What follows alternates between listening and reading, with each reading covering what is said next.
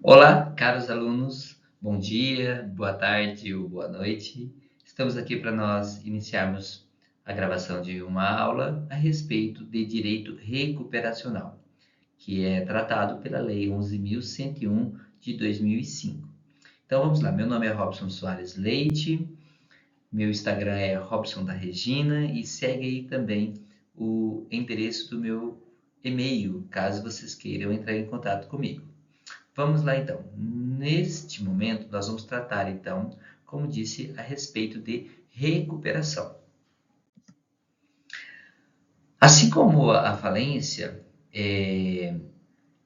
a gente sabemos, ela é um processo de execução concursal, também a recuperação judicial ou até a própria recuperação extrajudicial, ambas são um processo em que se permite que o devedor empresário se reorganize quanto aos seus débitos de forma coletiva, reunindo então os seus credores para apresentar a eles um plano de recuperação com meio de superar o momento de crise pelo qual eles estão atravessando.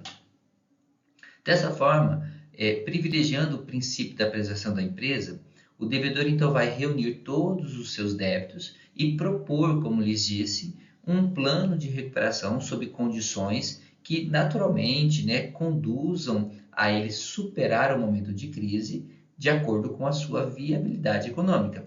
Lembrem-se que um dos princípios mais importantes dentro da Lei 11.101 de 2005, que inclusive muitos vão dizer que se trata de o princípio, a bússola da Lei 11.101, é o princípio da viabilidade econômica. E o que é viabilidade econômica? É a capacidade de superar a crise. Se houver capacidade de superar a crise, o caminho a ser adotado pelo devedor será a recuperação. Inexistindo a viabilidade econômica, ou seja, a incapacidade de superar o momento de crise, então o caminho naturalmente será a falência. O processo de recuperação previsto na Lei 11.101, ele se subdivide em dois momentos distintos, em duas espécies de recuperação. Nós temos a recuperação judicial e também temos a recuperação extrajudicial. Naturalmente, uma ocorre perante o Poder Judiciário e a outra fora do Poder Judiciário, que não quer dizer que, de alguma forma, nós não possamos levar o plano de recuperação extrajudicial à homologação do juiz.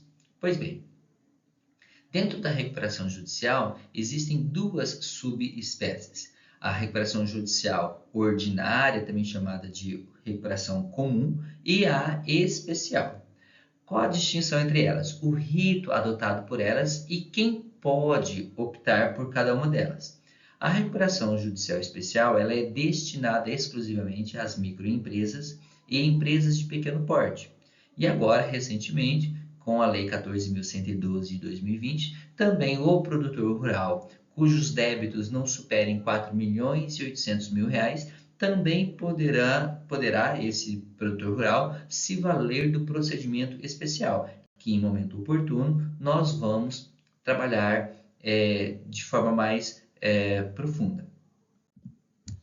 Quais então são os princípios norteadores da recuperação judicial? Aqui eu quero tecer apenas os três mais importantes, sabendo que não se esgotam apenas nesses. O primeiro deles é a viabilidade econômica. Veja, como há pouco frisei, a viabilidade é a capacidade que o devedor possui de superar o momento de crise. Obviamente que a regra é recuperar. A exceção vai ser falir. Então, a viabilidade econômica será o norteador para definir se o empresário ele vai optar pelo caminho da recuperação ou ele optará pelo caminho da falência. Uma das exigências que nós vamos dar como requisito material para o pedido de recuperação é o devedor não ser falido. Então, nós temos aqui uma exigência que a lei determina que, para se pleitear a recuperação, o devedor não pode ser falido. E se o foi, as suas obrigações já precisam ter sido já declaradas extintas, como dispõe lá o artigo 48, inciso 1.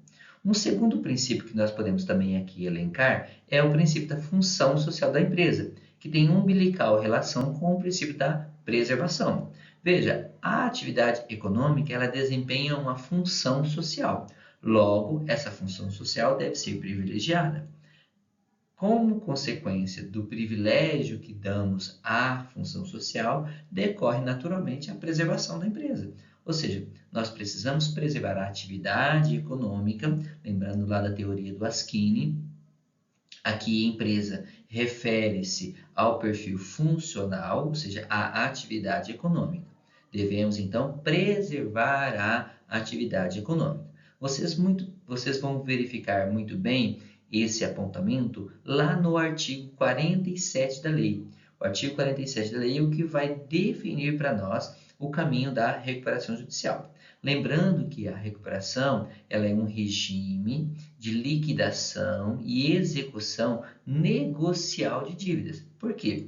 Na verdade, todo o trajeto, todo o percurso que a recuperação judicial terá, será baseado na negociação, ou seja, o devedor apresentará a sua proposta aos credores e os credores avaliarão essa proposta, podendo, obviamente, não aceitá-la ou requerer que essa proposta seja adequada, e o devedor, então, deverá analisar os pormenores para a adequação dessa proposta. Pois bem, quanto ao pedido de recuperação judicial, obviamente que ele deve ser apresentado sempre antes da crise se tornar irreversível. Até porque, se não houver mais capacidade de superação da crise, ou seja, se não houver mais viabilidade econômica, o caminho não é a recuperação, mas a falência. Então, naturalmente, o devedor deve se antecipar a instalação de uma crise que se torne irreversível. Antecipando-se, então, a isso, o pedido de recuperação, então, ele pode ocorrer de forma autônoma, ou seja, antes do ajuizamento de qualquer pedido de falência. Então, antes de um credor requerer a falência deste devedor, ele vai propor o pedido de recuperação, que naturalmente é o caminho mais adequado. Mas, vamos imaginar que esse devedor ele tenha se descuidado e algum credor ajuizou o pedido de falência. Lá no artigo 95 da Lei 11.101, há a previsão de, no prazo da resposta, vamos lembrar que o prazo da resposta é de 10 dias no processo de falência, poderá o devedor, então, apresentar de forma incidental, ou seja, no curso do processo de falência, o seu pedido de recuperação judicial. Então, veja, há duas formas. Primeira delas, de forma autônoma. Antes de qualquer pedido de recuperação, ou de falência, pede-se a recuperação. Segundo, de forma incidental. Sobreveio pedido de falência, havendo viabilidade econômica, pede-se então a recuperação. Veja que, em todos os casos, a recuperação judicial ela se enquadra como um procedimento especial, porque tem rito próprio, tem especificidades detalhadas pela Lei 11.101. Quem poderá, então, ajuizar o pedido de recuperação judicial? Isso nós vamos observar lá no artigo 1º da lei. Lembrando que nós temos aqueles que não podem sequer falir lá no artigo 2º. Pois bem, quem pode pedir a recuperação judicial? Somente o devedor empresário, ou seja, aquele que se enquadre nas exigências do artigo 966 do Código Civil. Lá nós temos a previsão de quem é empresário. Então, aquele devedor que se enquadre no conceito de empresário poderá pedir recuperação. Mas aqui eu faço uma ressalva. Recentemente nós temos observado um comportamento do Poder Judiciário em admitir o processamento da recuperação judicial àqueles agentes não empresários, a despeito de as atividades por eles serem exploradas notoriamente de forma empresarial, como é o exemplo de clubes de futebol, Unimedes, no Brasil tiveram seus pedidos de recuperação admitidos. Então, que fica essa ressalva? Por quê? Para além dos devedores empresários, que naturalmente são o principal destinatário da Lei 11.101, a jurisprudência tem observado, admitido também, que esse pedido seja estendido também àqueles devedores que, apesar de não serem empresários, exploram a atividade econômica de forma empresarial, necessitando se valer da Lei 11.101 para permanecer ativos economicamente. Quanto ao autor do pedido de recuperação, vale aqui nós esclarecermos que o pedido de recuperação ele pode se dar em forma de consolidação processual ou em forma de consolidação substancial. A doutrina já vinha falando isso e a Lei 14.112 acabou acrescentando à Lei 11.101 essa perspectiva que doutrina e jurisprudência já tinham consolidado o entendimento. O que é consolidação processual? É a possibilidade de mais de um autor, por exemplo, pertencente ao mesmo grupo econômico, pleitear a sua recuperação. Então, vamos imaginar um determinado grupo econômico composto lá de 5 empresas. Já que há ligação entre as empresas que compõem esse grupo econômico, então todas elas poderão pleitear a sua recuperação, o que se daria, então, em forma de litisconsórcio ativo. Aqui nós temos, então, a possibilidade de uma consolidação processual. Mas também é possível que, para além da consolidação processual, também haja a admissibilidade da consolidação substancial. O que é isso? Na verdade, nós vamos desconsiderar a autonomia de todas estas empresas que pertencem a esse grupo econômico e elas serão tratadas como um único sujeito. Tanto que, tratadas como um único sujeito, a despeito de serem 5, 6, 10 empresas autônomas, serão consideradas como um único devedor, e isso vai refletir no plano de recuperação, porque ao invés de 10 planos de recuperação, um para cada empresa, nós apresentaremos apenas um único plano para todas elas. Isso é a diferença entre consolidação processual e consolidação substancial. Então, aqui vamos deixar muito claro, então, quem pode pedir recuperação: devedores e empresários, excetuados aqueles que se encontram no artigo 2º, porque nem todos os empresários poderão pedir recuperação. Tá? Aqui, cumpre também estabelecer que a Lei 11.101, lá nos parágrafos 2º ao 5º do artigo 48, estabelece toda uma sistemática quando o autor for produtor ou sociedade rural. Justamente, no caso aqui, a forma da apresentação da documentação necessária para que seja, então, processada a sua recuperação. E aqui, encerrando esse primeiro bloco, nós temos, então, a possibilidade de dividir a recuperação judicial em 3 fases. Quais fases compreendem a recuperação judicial? Nós temos a fase postulatória, também chamada de fase de admissibilidade, a fase deliberativa e a fase executória. Pois bem, na fase postulatória, nós vamos verificar se o devedor ele atende às exigências necessárias que a lei prevê. Então, é como nós fazermos um juízo de admissibilidade, por exemplo, de um recurso. Vamos observar, esse recurso foi protocolizado dentro do prazo? Ele atende todas as exigências? Assim também nós faremos com o devedor que pleitear a sua recuperação. Ele atende a todas as exigências necessárias, sobretudo aquelas do artigo 48 e do artigo 51. A Lei 14.112, ela trouxe para nós uma inovação que já vinha sendo aplicada na prática, que é da constatação prévia. Então, obviamente que para que o devedor tenha o seu pedido de recuperação judicial processado, ou seja, admitido, ele deve demonstrar que possui viabilidade econômica. O que isso significa? Que ele tenha capacidade de superar o momento de crise. O juiz, então, ele tem a possibilidade de nomear um perito que posteriormente será, então, nomeado como administrador judicial para que este perito avalie toda a documentação e oferte nos autos um parecer a respeito da viabilidade ou não. Como que é chamada essa ação que o juiz pode tomar no curso do processo? Ela é denominada de constatação prévia. O que nós vamos previamente constatar? Se o devedor possui ou não viabilidade econômica, já que se não houver viabilidade econômica, o caminho que ele vai adotar será o da falência.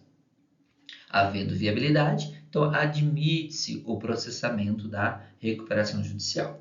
Essa, então, é a fase postulatória.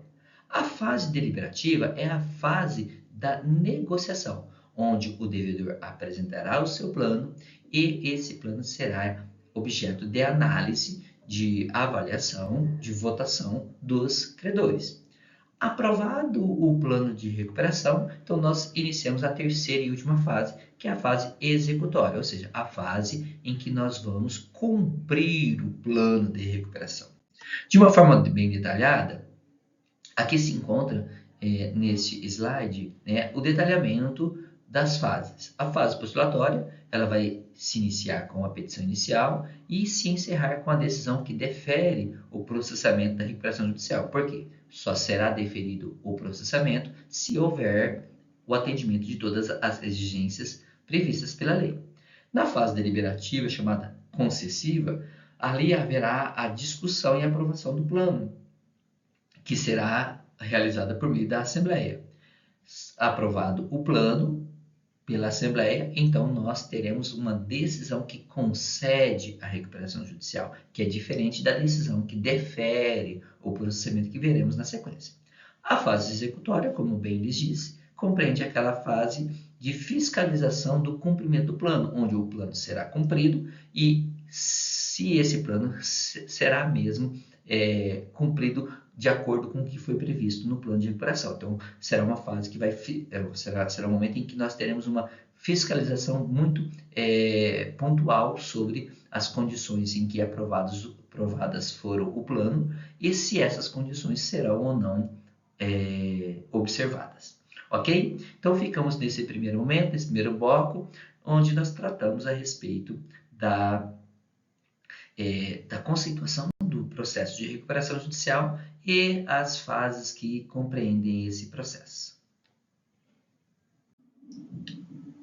Olá, dando prosseguimento à nossa aula, nós vamos agora então tratar dos requisitos materiais do pedido de recuperação. Lembrando que nós estamos aqui no momento da fase postulatória, ou seja, a fase em que nós vamos propor o processo de recuperação judicial. Pois bem, o artigo 48 é um artigo extremamente importante para nós, porque o artigo 48 tratará dos requisitos materiais que o devedor deverá atender por ocasião da propositura da ação de recuperação judicial. Pois bem, segundo o artigo 48, o empresário ele deve ser empresário regular, ou seja, ele deve estar regularmente inscrito na junta comercial e deve exercer a sua atividade há mais de 2 anos. Então, veja, empresários que hoje se inscreveram como empresários e logo se endividaram, não podem pedir recuperação, porque há necessidade de pelo menos 2 anos de exploração contínua de atividades. Além de ser empresário regular e exercer atividades há mais de 2 anos, o devedor não pode ser falido. Devedores falidos não podem pedir falência, não podem pedir recuperação. Mas aqueles que foram declarados falidos já, mas tiveram suas obrigações extintas já por decisão judicial, podem requerer recuperação. Então, nós temos de um lado não ser falido e de outro também se foi que as suas obrigações já tenham sido declaradas extintas por decisão transitada em julgado. Também não podem pedir recuperação judicial aquele devedor que obteve a concessão de recuperação judicial, seja pela espécie ordinária ou pela espécie especial, há menos de 5 anos. É o caso aqui bem típico, pessoal, da OI. A Oi, há alguns anos, ajuizou um pedido de recuperação judicial. Foi falado naquela época que se tratava, inclusive, do maior pedido de recuperação judicial do Brasil, 70 bilhões. Esse processo foi adiante, o plano, apesar dos percalços, foi aprovado e, passados agora 5 anos do processo anterior, da concessão do processo anterior, a Oi novamente ajuizou um outro pedido de recuperação. Mas ela observou a existência de 5 anos de prazo entre a concessão para o novo pedido. Outro ponto também é que não pode o devedor ter sido condenado por quaisquer daqueles crimes tipificados na Lei 11.101, os denominados crimes falimentares, ou cometidos no âmbito da falência ou da recuperação. Então, se o devedor foi condenado, ele não pode pedir a recuperação judicial, a não ser que os efeitos condenatórios daquela condenação já tenham sido finalizados. Um outro ponto legal também de nós aqui abordarmos é o foro competente para o pedido de recuperação. O artigo 3º e o parágrafo 7º do artigo 51A vão definir para nós que o local onde deverá ser ajuizado o pedido de recuperação judicial deve ser no local do principal estabelecimento empresarial. Esse principal estabelecimento empresarial deve ser definido a partir do critério econômico, ou seja, o local em que há o maior volume de negócios. Pois bem, uma vez atendidos os requisitos do artigo 48 e definido, então, o foro competente para pedido de recuperação judicial, que não necessariamente deverá ser aquele indicado no contrato social, mas onde o devedor ele tem o seu principal estabelecimento empresarial, a petição inicial do pedido de recuperação também tem uma série de exigências que constam lá no artigo 51. Vocês observarão no artigo 51 que o devedor tem a obrigação de apresentar de forma detalhada uma série de documentos. E todos esses devem estar devidamente indicados na petição inicial. Então, além dos requisitos materiais do artigo 48, também temos a exigência dos requisitos processuais do artigo 51. O juiz, na avaliação da documentação, se observar a ausência de algum deles, ele não deve indeferir a petição inicial. Pelo contrário, ele deverá, então, baseando-se no princípio da preservação da empresa, determinar que o devedor faça a correta emenda da petição inicial, juntando os documentos que estiverem faltando. Beleza. Então, aqui nós temos o seguinte quadro na fase postulatória. O devedor empresário atende os requisitos do artigo 48, ele observa toda a documentação indicada no artigo 51, ajuiza o pedido de recuperação lá no fórum. O processo agora, então, é encaminhado para o juiz. Onde houver vara de empresas, então o processo naturalmente será então distribuído para uma das varas de direito empresarial. Caso não haja, esse pedido vai ser distribuído de forma muito tranquila para as varas cíveis, que as varas cíveis vão acumular também a competência para feitos empresariais. O juiz agora, então, baseando-se no artigo 52, observará se o devedor atende ou não os requisitos do artigo 50, do artigo 48 e do artigo 51. Mas, lembre, o juiz somente deferirá o processamento do pedido de recuperação judicial se o devedor ele for um devedor que apresente viabilidade econômica. Se o juiz tiver dúvida quanto à viabilidade, então ele vai nomear aquele perito, que supostamente, então, será inclusive, com grandes chances, o próprio administrador judicial da empresa, ele vai designar esse perito para que ele faça a constatação prévia. para aferir se há ou não viabilidade econômica. Presente todos os requisitos e havendo viabilidade, o juiz vai deferir o processamento do pedido de recuperação judicial. Veja que aqui nós estamos apenas tratando do deferimento do processamento do pedido de recuperação judicial. Nós não estamos falando ainda da concessão da recuperação. Aqui nós estamos apenas no juízo de admissibilidade, na fase postulatória do pedido de recuperação. Por quê? O juiz apenas se limitou a dizer que o devedor atende os requisitos do artigo 48, observou a documentação, todas as exigências do artigo 51, por isso agora então ele defere o processamento do pedido de recuperação judicial. Vocês observarão que o artigo 52, ele possui inúmeros incisos, e todos eles então deverão ser observados pelo juiz por ocasião do deferimento do processamento do pedido de recuperação judicial. Dentre as exigências presentes no artigo 52, quando o juiz deferir o processamento, estará ali a determinação de que o devedor apresentará o plano de recuperação judicial.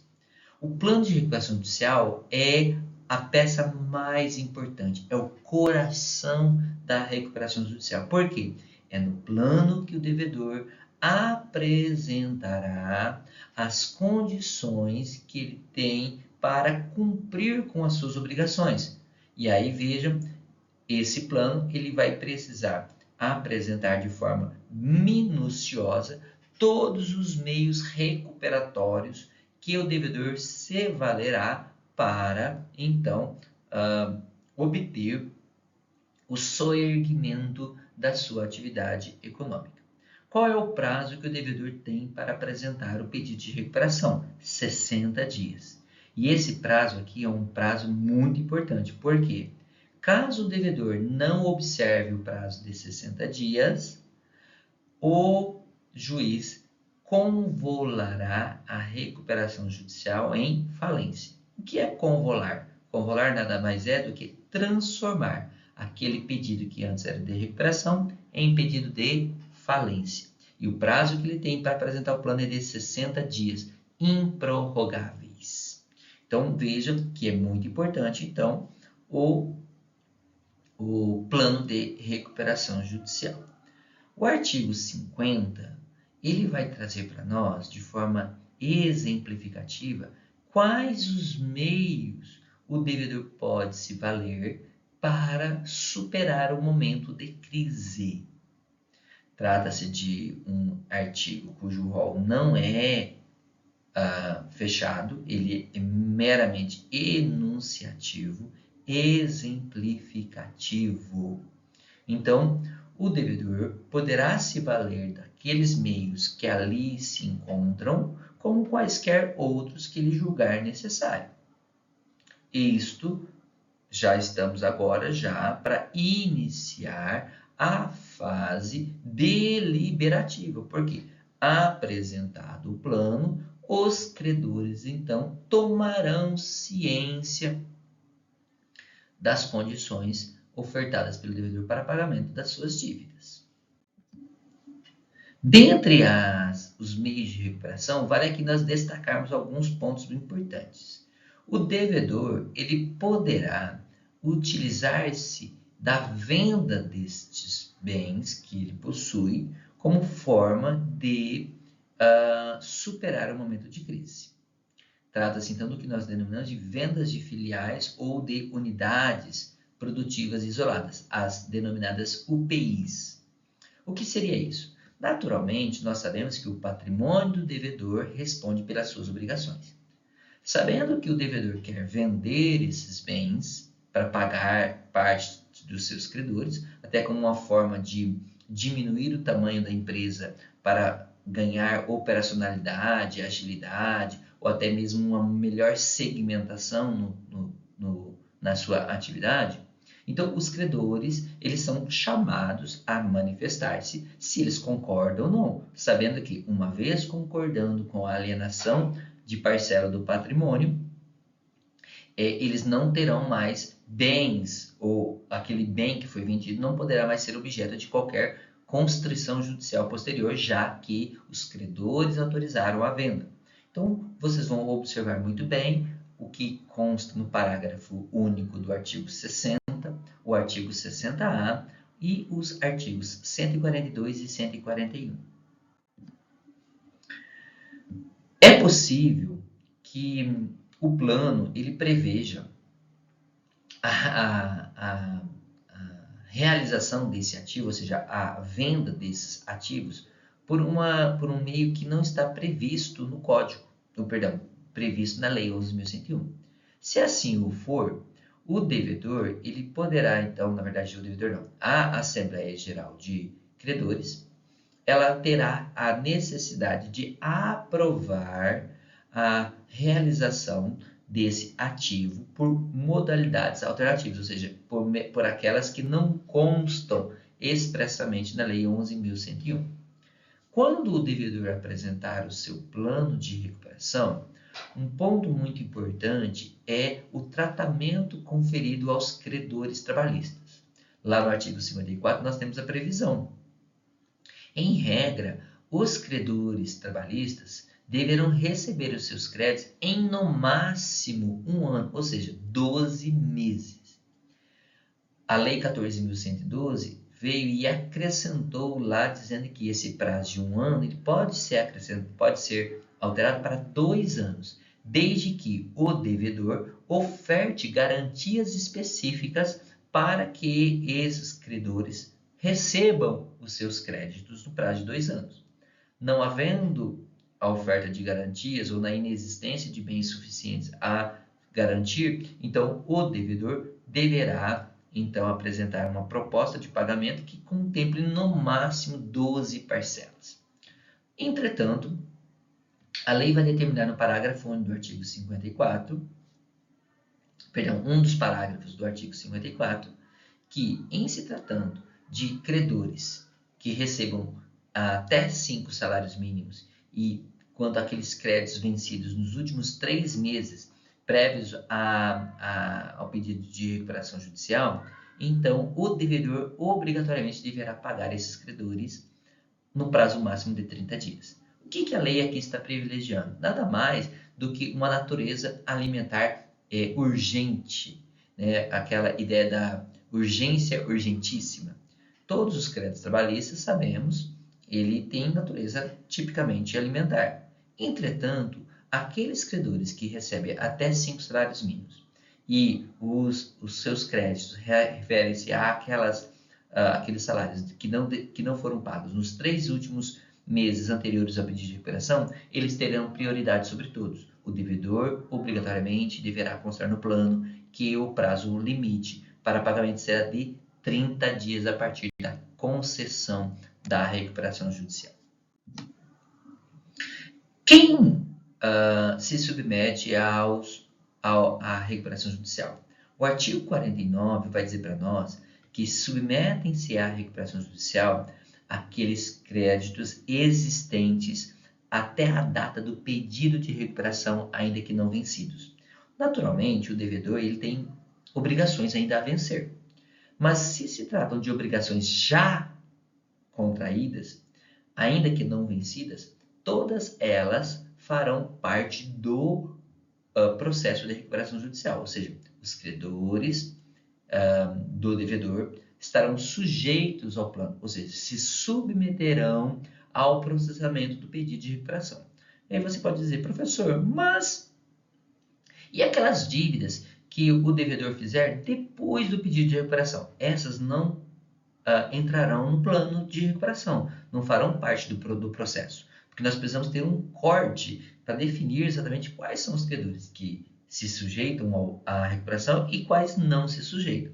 Então, se sujeitam à recuperação judicial todos os credores, né, todos os créditos, ainda que não vencidos, existentes até a data do pedido de recuperação judicial. É o que consta no artigo 49. Mas nem todos os credores farão parte do processo de recuperação judicial. Lá nos parágrafos 3º e 4º, nós temos o que nós denominamos no artigo 49, parágrafos 3º e 4º do artigo 49, a denominada trava bancária. O que é a trava bancária? A ideia de conferir maiores garantias aos bancos para que eles diminuíssem os juros fez com que determinados créditos titularizados por bancos não possam ser incluídos no plano de recuperação judicial. Um dos exemplos que eu posso dar a vocês é os créditos oriundos de alienações fiduciárias. Se um determinado crédito oriundo de uma alienação fiduciária existir, ele não fará parte do processo de recuperação judicial, porque esses créditos possuem o que nós denominamos de trava bancária, um obstáculo que impedem deles serem incluídos no processo de recuperação judicial. E geralmente, no que tange a créditos bancários, eles sempre são garantidos por terceiros, seja avalistas, garantidores, fiadores, né? O parágrafo 1º do artigo 49 da lei vai dizer para nós que, a despeito de se obter o processamento da recuperação judicial, esses coobrigados não poderão se valer dos efeitos da recuperação. O que isso quer dizer? Uma vez admitido o processamento do pedido de recuperação judicial, lá no artigo 52, uma das questões lá refere-se ao que nós chamamos de prazo de blindagem. O que é o prazo de blindagem? O devedor, obtido o deferimento do processamento da recuperação judicial, terá um prazo de 180 dias, prorrogáveis por mais uma vez apenas, em que todas as medidas constritivas contra o devedor deverão ser suspensas. Todos os atos, todos os processos que houver contra o devedor empresário serão suspensos, paralisados. Então, imaginemos que um determinado devedor tem inúmeros processos de execução correndo pelo Brasil. Deferida a sua recuperação judicial, o processamento da sua recuperação, todos esses processos paralisarão pelo prazo de 180 dias. Nesse caso, o devedor terá esse prazo denominado de prazo de blindagem, muitos até o chamam de prazo de suspiro, porque é o prazo em que o devedor terá, então, um momento de suspirar aliviadamente, porque não haverá nenhum pedido de bloqueio, penhora, constrição nas suas contas bancárias, a exemplo. Pois bem, esse direito relacionado ao prazo de blindagem alcança unicamente a empresa que pediu recuperação. Isso não se estende aos coobrigados. Vamos imaginar um contrato bancário em que nós tenhamos lá o devedor empresário como o contratante e os sócios da sociedade como avalistas.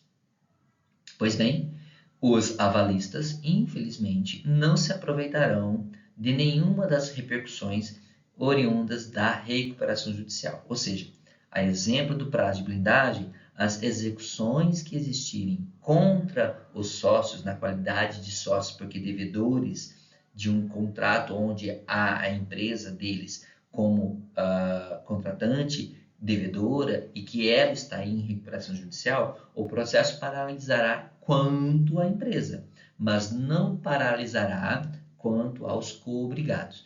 Isso é o que consta na súmula 581 do Superior Tribunal de Justiça.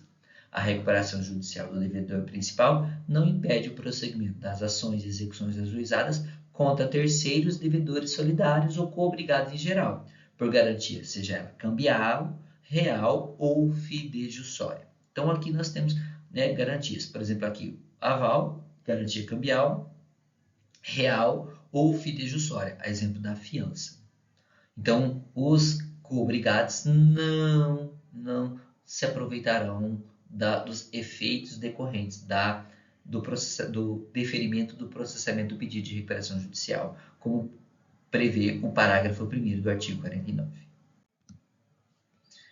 Os credores fiscais, eles não integram o plano de recuperação. Por quê? Nós temos uma previsão lá no Código Tributário Nacional, inclusive na Lei de Execução Fiscal, que a Fazenda Pública não se sujeita a concurso de credores. Então, os credores fiscais não integram o plano de recuperação. Ou seja, não é possível o devedor apresentar uma forma que ele vai pagar os seus créditos fiscais. Mas a Lei 10.522, ela permite um parcelamento especial para os credores que tiverem a sua recuperação judicial admitida. Nesse caso, os credores em recuperação judicial poderão parcelar os seus créditos tributários junto às fazendas, ok? Nos termos e nas condições previstas lá na Lei 10.522. Apresentado o plano de recuperação judicial no prazo de 60 dias, os credores, então, serão intimados a dizer se eles concordam ou não com esse plano. Invariavelmente, nós temos discordâncias. É muito comum que haja discordância do plano, porque os credores não admitem, não consentem com as condições previstas pelo devedor no seu plano. Então, apresentado o plano no prazo de 60 dias, uma vez apresentado o plano, o juiz então determinará a intimação dos credores dizendo: olha, o plano foi apresentado. Apresentado o plano, iniciará o prazo então dos credores para que eles manifestem objeção ou não ao plano. O que é objeção? Dizer que não concorda. Essa objeção ela não precisa ser fundamentada. Basta uma simples petição dizendo: senhor juiz, não concordo com os termos propostos pelo devedor no plano de recuperação judicial. Ponto. Porque ao juiz não compete analisar se aquela objeção é ou não adequada, se ela é ou não pertinente. Apresentado objeção, obrigatoriamente, então, o juiz determinará que haja a realização da Assembleia Geral de Credores. Então, a Assembleia Geral de Credores só é convocada na existência de objeção ao plano. Não apresentada objeção ao plano, ou seja, no prazo de 30 dias, ocorrerá o que nós chamamos de aprovação tácita do plano. Ou seja, não haverá nenhuma objeção, tacitamente temos por aprovado o plano de recuperação, o que então passará à fase prevista lá no artigo 57, que veremos daqui a pouco. Então vejam, a Assembleia Geral de Credores ela ocorrerá na existência de objeção. Então, havendo objeção, como previsto lá no artigo 56, parágrafo 1º, será convocada a Assembleia. Quem poderá participar da Assembleia? Apenas os credores habilitados, aqueles que tiveram seus créditos reconhecidos pelo administrador judicial ou até mesmo pelo juiz, dependendo do caso. E aí nós temos uma aprovação, aí um quórum específico de aprovação do plano de recuperação previsto lá no artigo 45. Então, na Assembleia ocorrerá a possibilidade de 3 situações. Ou o plano é aprovado, ou o plano é rejeitado, ou ele é aprovado com modificações. O plano aprovado significa que a maioria dos credores presentes na Assembleia concordam com os termos previstos no plano. E aí levará à fase da concessão da recuperação. Se os credores rejeitarem o plano, então, nesse caso, a rejeição do plano acarretará na falência do devedor. É uma hipótese de convolução da recuperação em falência, quando o plano ele é submetido à análise da Assembleia Geral de Credores e na Assembleia ele não é aprovado. Agora, é possível que haja a aprovação do plano, mas com modificações. Obviamente que essas modificações deverão ser submetidas à apreciação do devedor para saber se o devedor concorda ou não com essas modificações. Se o devedor concordar com as modificações, então o plano é aprovado com modificações. Nessa aprovação, o artigo 56, parágrafo 3º vai dizer para nós que o devedor deverá consentir E aqueles credores que não estiverem presentes não poderão ter direitos diminuídos, obviamente. A Lei 14.112, ela trouxe uma inovação muito interessante, que é a possibilidade de nós substituirmos a realização da Assembleia, que naturalmente envolve custos, né, toda uma gama aí, de procedimentos necessários, publicação de edital, com prazo específico, definição da pauta da Assembleia e tudo mais. Então, a lei permite agora que nós substituamos a Assembleia por documentos escritos, ou seja, termos de adesão. Nesse caso, então, o devedor ele vai atrás dos credores e, convencidos os credores de aprovar o plano, eles assinarão. E aí, assinados esses termos de adesão, obtido o quórum necessário, a Assembleia não será realizada e será substituída, então, por esses documentos. É o que prevê o artigo 56A. Então, nós teremos aqui duas situações bem importantes. Nós teremos a concessão da recuperação judicial, e aqui nós estamos falando apenas ainda da fase de deliberação. Nós teremos a aprovação da recuperação judicial com consentimento dos credores, ou seja, quando observado o quórum lá do artigo 45, aprova o plano ou aprova o plano com modificações, atendido o quórum lá do artigo 45. Beleza. Mas há a possibilidade de o plano não ser aprovado por uma pequena diferença. E vejamos, a atividade econômica ela deve ser preservada, ela desempenha uma função social.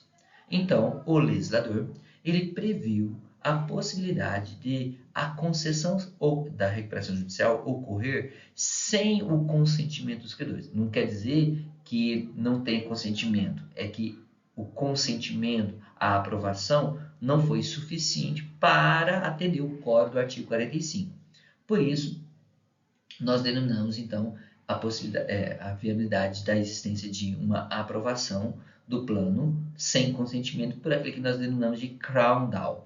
Essa expressão crown down, ela teria o sentido mais ou menos de colocar goela abaixo a aprovação do plano. Claro que há exigências. Quais são as exigências? Aquelas constantes do parágrafo 1º do artigo 58.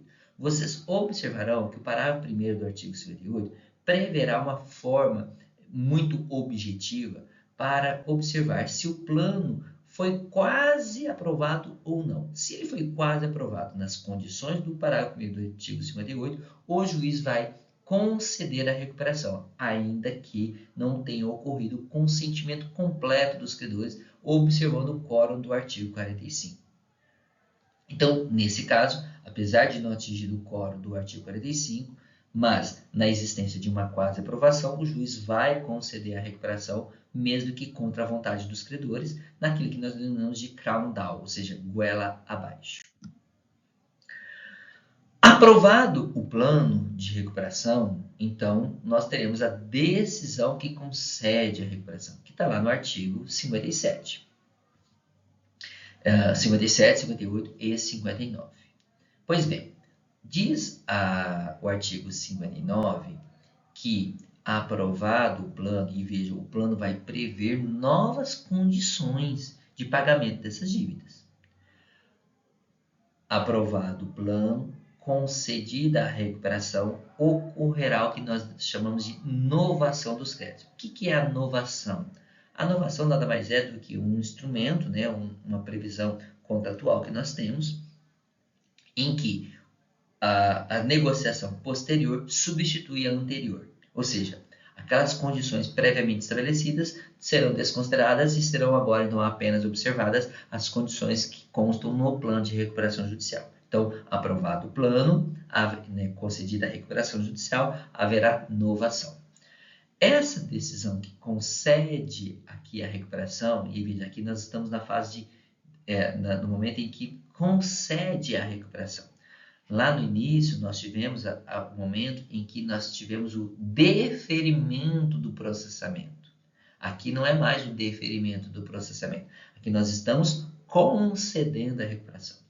Da decisão que concede a recuperação, cabe agravo de instrumento, no prazo de 15 dias. E a decisão que concede a recuperação judicial, ela é considerada título executivo judicial. Interessante que, aprovado o plano pela Assembleia Geral de Credores, ao juiz não compete analisar as condições econômicas em que esse plano foi aprovado. O que deverá o juiz, no momento em que conceder a recuperação, é avaliar se o plano de recuperação judicial aprovado, ele observa os preceitos legais. Ou seja, o juiz, então, ele exercerá o que nós chamamos de controle de legalidade. Ele vai exercer um controle de legalidade sobre o plano, não um controle sobre os aspectos econômicos do plano. E aí, nós vamos agora para a fase já de execução do plano. Essa empresa, então, ela tem toda uma sistemática a respeito da sua atuação durante o processo de recuperação e pós-recuperação, previsto lá no artigo 64 e 65. Agora, aprovado o plano, concedida a recuperação judicial, se houver o descumprimento desse plano no prazo de 2 anos a partir da concessão da recuperação judicial, qualquer devedor poderá apresentar ao juiz a comprovação de que a empresa, né, que teve a sua recuperação concedida não cumpriu com o plano, o juiz vai decretar a falência da empresa. Não cumprindo o plano também é uma hipótese de convolução da recuperação em falência, que está lá no artigo 61 e artigo 62. E aí o artigo 63, pessoal, ele vai prever para nós lá quais são os procedimentos para o encerramento do processo de recuperação judicial. Basta uma leitura atenta ao artigo 63, bem como também ao artigo 73. O artigo 73 descreve lá as 6 hipóteses em que o processo de recuperação será convertido, convolado em falência. Pois bem, aqui encerramos então recuperação judicial ordinária. Espero que vocês tenham aproveitado. Faça uma leitura atenta de cada um dos artigos, né, e quaisquer dúvidas podem reportar a mim.